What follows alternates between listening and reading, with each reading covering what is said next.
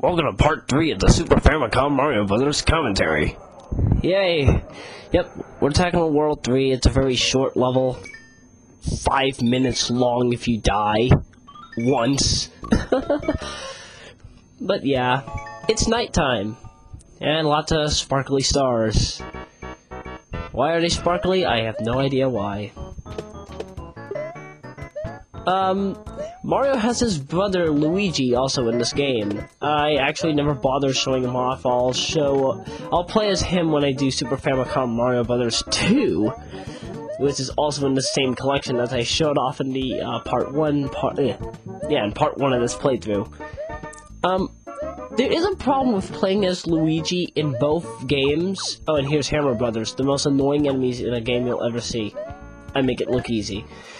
But nevertheless, Luigi has this ridiculous physics scheme.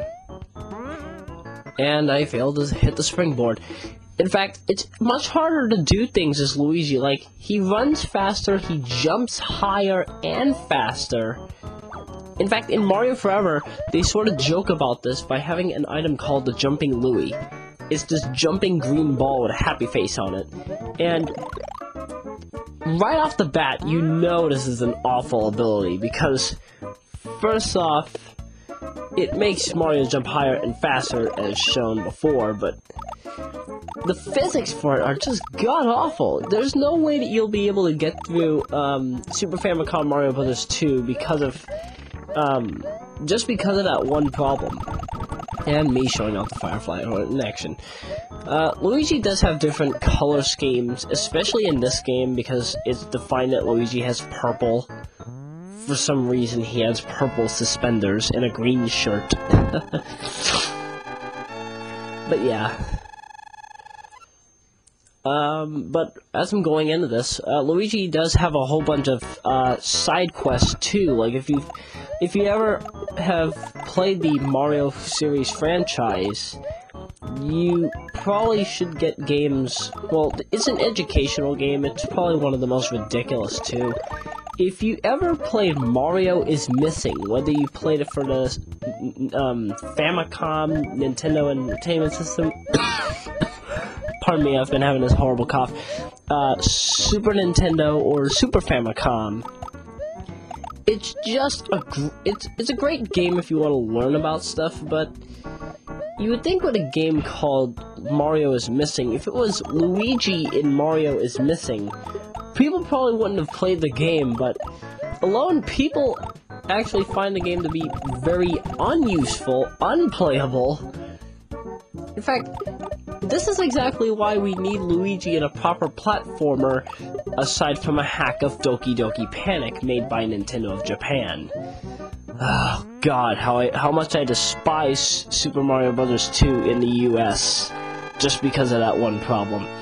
In fact, I actually will be playing that before I play the Japanese version of Mario Bros. 2, because that game is a much harder game to get through. It's definitely much longer in terms of it being, in terms of the stages being longer, even though they're 3 segments each, similar as to how Mario Land does the same thing. It's 6 worlds long, or 7 worlds long, I think, but the difficulty is by far amped up. I just don't like it whatsoever. And the Shy Guys. Oh god, the Shy Guys. Thank you, Super Mario Brothers, for only having Goombas and Koopas and bloopers and fish. If we had the Shy Guys in this game, it would be ridiculous. But I digress. I've gone into a horrible tangent this entire segment. But yeah, it's anybody's go here. You can clearly tell that there's nothing to really say about this stage, so that's why I wanted to mention Luigi and Mario is Missing and the Doki Doki Panic. The Japanese version of the game, yes. But let's go back to Luigi. Luigi actually is playable in this. His physics are the same as Mario in this game.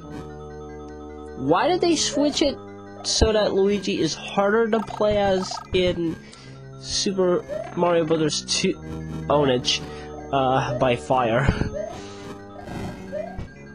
Yeah, why did they make Luigi's physics more awful in Japanese Super Mario Brothers 2? I have no idea. I wish I found out, because then I'd have something more to complain about, because it just confused the crap out of me when I saw that. I despise it to this day, and when I get to Super Mario Bros. 2, you'll see what I'm talking about. It's not a good experience.